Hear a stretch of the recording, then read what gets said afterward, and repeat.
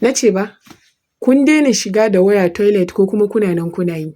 Ni dai na san nan muka yi magana da ku cewa za a daina shiga da waya toilet saboda abubuwan da shiga da waya toilet za su iya haifarwa. So for waɗanda ba su ga wannan bidiyon ba bari in muku summary. Na farko shiga da waya toilet zai ƙara maka tsayin lokacin da za ka yi a toilet. Instead of maybe kai 5 minutes ka fito, sai ka zo ka yi 15 minutes, 20 minutes ko kuma more than that. Kana scrolling a wayanka kana kallon abubuwa.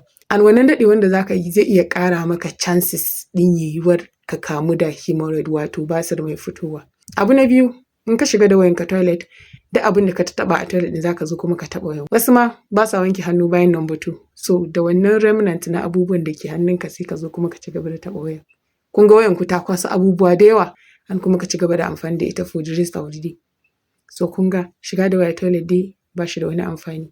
Ka shiga ka yi laluranka 5 minutes ka gama abin da kake ka fito, ka je ko me za ka yi da wayan sai ka je ka yi.